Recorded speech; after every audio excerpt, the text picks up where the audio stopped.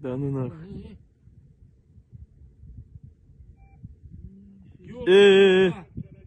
Да ну нахуй. Что за... Давай.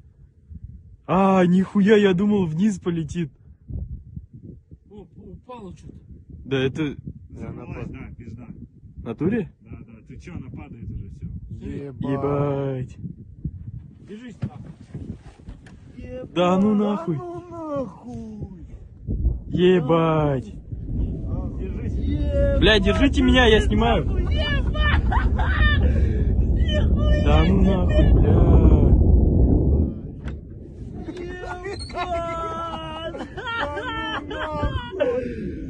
Че, упало? Да. Упало. Бах. Машину, защиту, бегом. Держись нахуй. Да ну нахуй. Ебать. Бля, держите меня, я снимаю. Да ну нахуй, бля.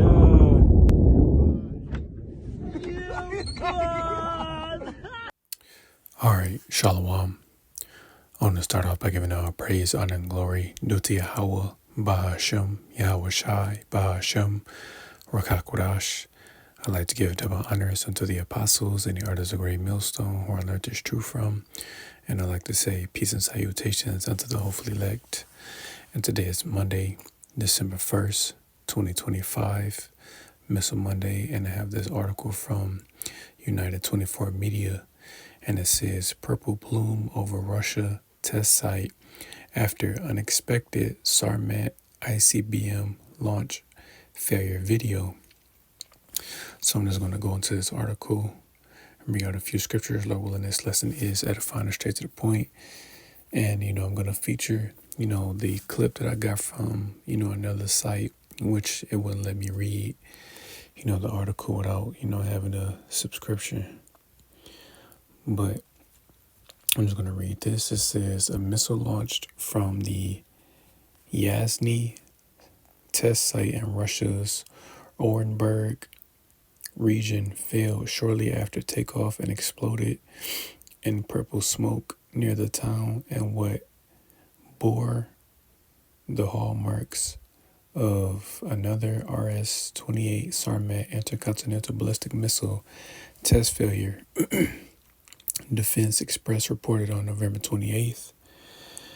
Video published by local outlets and social media channels shows a rocket rising briefly above the launch area before veering off course, falling back toward the ground, and detonating, sending a tall plume of unusually colored smoke into the sky. According to the reports, residents heard a loud explosion followed by visible smoke. However, regional authorities indicated that there would be no evacuation and provided no details about the type of missile involved. Defense Express wrote that a silo on the Yasny test site, which is configured for R-36 class missiles, the hypergolic fuel signature, and the absence of any announced satellite launch or strategic forces exercise together, offered a very strong clue that the failed launch involved the newer RS-28 Sarmat ICBM, which is meant to replace the R-36 and use the same silos and fuel pair. The article emphasized that Heptal-based fuel has strong toxic and mutagenic effects and is considered deadly at high concentrations, and linked to the color and behavior of the exhaust to past Proton and R-36 accidents where similarly colored clouds were observed. The outlet also assessed that the Yasny explosion will mark only the third or fourth known test of the Sarmat system, with just one flight assessed as at least partially successful so far. However, alternative reports suggest the failed launch may have involved a different system. Ukrainian defense outlets military, if I'm pronouncing that correctly, analyzed the incident and concluded the explosion could have involved a UR-100N intercontinental ballistic missile equipped with the Avangard hypersonic glide vehicle rather than the newer RS-28 Sarmat. The site in Yasny is known to host both legacy R-36 base systems and newer Avangard configured launchers, complicating identification. If confirmed, this will mark a signature test failure for the Avangard equipped missile, which has been in limited deployment since 2019.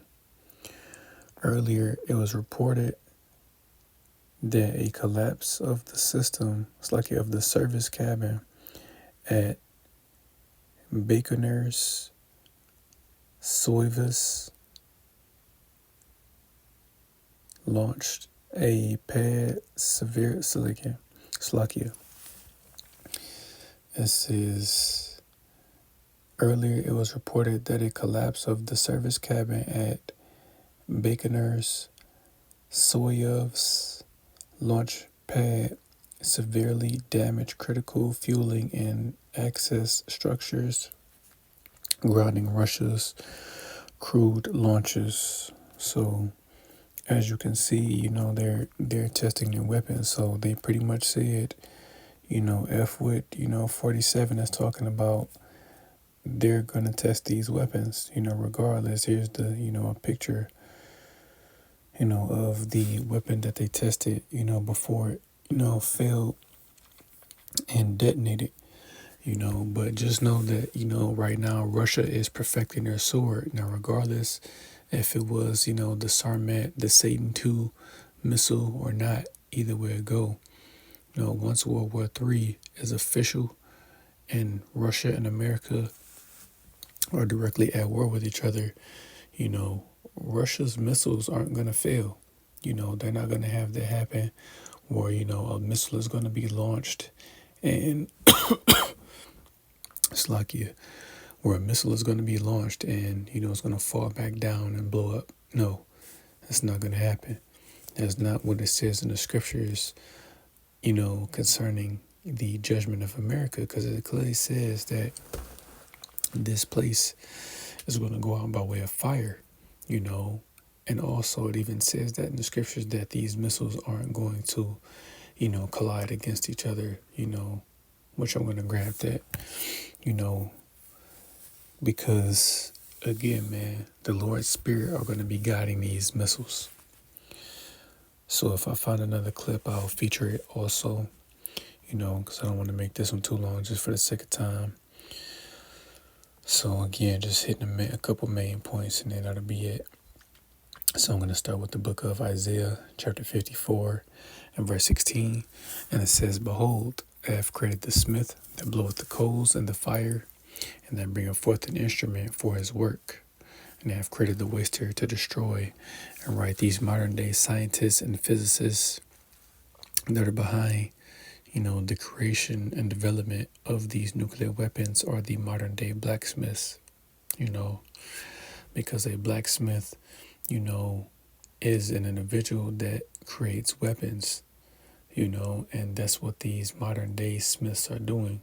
They're creating weapons, and not just any weapons, weapons of war, not just any weapons of war, weapons of mass destruction, because these nuclear missiles that are on the earth today have the capability of literally destroying the planet Earth. But we know that won't happen, but we know that certain lands will get hit. The two confirmed lands, as far as we know, that are going to be, hit are America and the land of Israel, because the land has to be cleansed, before we get it back. So yeah, man, That's the Smith, the ways to destroy being the missiles themselves, because at the same time, again, once World War III is official, ain't gonna be no failed missiles, man. None of them, no matter what country they come from, as far as the current nuclear armed nations goes, none of them are gonna fail. So that's the book of Isaiah, chapter 9 and verse 5, and it says, "For every battle of the warrior is with confused noise and garments rolled in blood, but this shall be with burning and fuel of fire." And right, man, this coming world war is going to be like traditional warfare, where men fought, with hand-to-hand combat, having swords, spears, shields, bow and arrows, things of that sort, going to war with each other on the battlefield, and this war is primarily going to be fought with these nuclear missiles. And as I always make mention, that you will have ground troops that are going to be going to war, that are going to be fighting, but that's primarily how this war is going to be fought, with these nukes, because you're not going to hear, how traditional warfare is this coming world war is going to top every war that has ever taken place on the planet Earth, because this is how devastating this destruction is about to be, So real quick, let me just go ahead and grab it. Isaiah chapter 13 and verse 4, and it says, "The noise of a multitude in the mountains, like as of a great people, a tumultuous noise of the kingdoms of nations gathered together. The Lord of hosts mustereth the host of the battle. They come from a far country, from the end of heaven, even the Lord, and the weapons of his indignation, to destroy the whole land." And right, man, pursuing to Genesis 27 and 40, we know that Esau Edom's blessing was the sword, and his ultimate sword being these nukes, But as it says, in Isaiah 13, verse 5, these are the Lord's weapons, These are the weapons of his indignation, their righteous anger, because that's why, in these last days, these different nations are all going to come up against America, Slakia. All of these different nations are going to come up against, Babylon. Even America's allies are going to come up against her. And that's even prophesied in Revelation, the 17th chapter, where it mentions that, the 10 horns, are going to hate the whore, and they're going to burn her with fire, roughly paraphrasing. I think it's, Revelation 17, verse 16, 15 or 16, where it speaks about that, but that's what's coming, and that's what's about to take place, and again, this is interesting, the fact that, they had a failed test, but just know that when that time comes, there aren't going to be any failed nukes, so before I read Joel 2, I'm going to get Revelation chapter 11 and verse 14, and it says, "The second woe is past, and behold, the third woe cometh quickly." And right, we're seeing it, man. We're seeing all the signs that this third world war is on the way. It's still a build up, but overall, we know that it's going to happen, and nothing is going to stop it. This is how America is going to be destroyed. So this is the book of Joel, chapter 2. We start at verse 1, and it says, "Blow ye the trumpet in Zion, and sound an alarm in my holy mountain. Let all the inhabitants of the land tremble, for the day of the Lord cometh, for it is nigh at hand." And right, World War III, aka the day of the Lord, is at hand, and it's going to give a description of it, right? Verse 2, "A day of darkness and of gloominess, a day of clouds and of thick darkness. As the morning spread upon the mountains, a great people and a strong, there hath not been ever the like, neither shall there be any more after it, even to the years of many generations. And right, just like it said in that Isaiah, it's giving a description of how, these nukes are going to cover the sky, you know, because that's that great people, that's that great sound that they're going to make. You're going to hear that rocket propulsion system guiding them to their target, Verse 3, it says, a fire devoureth before them.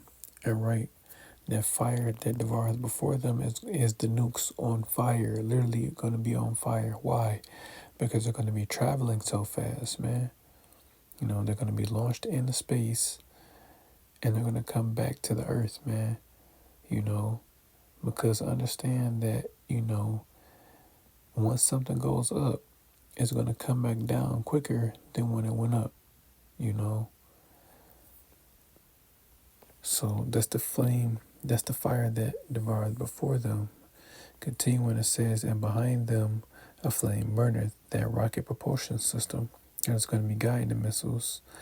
It says, the land is as the Garden of Eden before them, and behind them a desolate wilderness, yea, and nothing shall escape them. And right, man, you still have parts of America where the landscape is beautiful. And again, as always, I make mention of, just the state of Michigan alone here, because this is the state where, we reside. Michigan is beautiful. You can go up north, to certain cities and, you wouldn't even know that you were in Michigan, man. The landscape is beautiful. It's like the Garden of Eden, as it says, But what? Behind them a desolate wilderness. So these nukes are going to leave America completely desolate. And just like it says, nothing is going to escape them, besides the elect, because only the elect, the 144,000 and the 1/3 men, women, and children, they're going to escape. But those that are left here, of the non-elect and the heathens, you're not going to escape. If you have a bunker here in America, then you're an idiot, because your bunker here isn't going to save you. Verse 4, the appearance of them is as the appearance of horses, and as horsemen, so shall they run. Like the noise of chariots on the tops of mountains, shall they leap, like the noise of a flame of fire that devoureth the stubble, and as a strong people set in battle array. Right, again, describing the missiles, how they're going to look and how they're going to sound. They're going to make a great noise because you're going to hear them being launched. Verse 6, it says, before their face the people shall be much pain. All faces shall gather blackness, and these people are literally going to see their death coming, and they're not going to be able to do anything about it besides wait for it. It says, they shall run like mighty men, they shall climb the wall like men of war, and they shall march every one on his ways, and they shall not break their ranks. So right, man, these missiles aren't going to bump into each other and blow up in midair. That's not going to happen. And just like this particular incident, you're not going to have missiles that are going to launch. They're going to fly a few feet in the air and then come back down and blow up. That's not going to happen. These missiles are going to hit their targets. Verse 8, and this is the main point. It says, neither shall one thrust another. They shall walk every one in his path. And when they fall upon the sword, they shall not be wounded. Right, man. Is giving a description that, again, these missiles, they're going to bump into each other and blow up. They're going to fail. Esau Edom's missile defense systems here in America are going to fail. It's not going to work, because just like it says, when they fall upon the sword, so they're going to try to, shoot counter missiles at the incoming missiles, but it's not going to work. It says they shall not be wounded, so they're not going to be able to stop, these nukes from hitting this place, right? And then I'll end it with this, man, because again, let's just look what that word sword means in verse 8, right? And as you can see, Strong's H 79,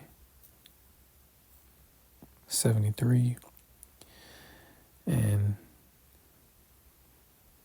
it says shlach, again, if I'm pronouncing that correctly, shlach, but what? Weapon, missile sprout, but what?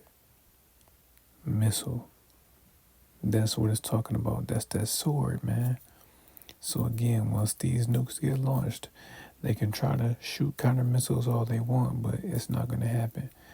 No Iron Dome, no Golden Dome is going to be able to stop, you know, these nukes from destroying America and Israel, you know. So again, just wanted to do a quick lesson on that. I thought that was interesting. You know, so since Russia is testing their nukes, then pretty sure, you know, China is going to follow suit. Obviously, America, they're going to test theirs if they haven't been testing them already, you know. But again, you know, they're perfecting their sword and they're getting ready to come up against Babylon the Great, you know. So Lord willing, this lesson was edifying. I want to give all praise, honor, and glory due to Yahweh, Bahashem, Yahweh Shai, Bahashem, Rakakodash.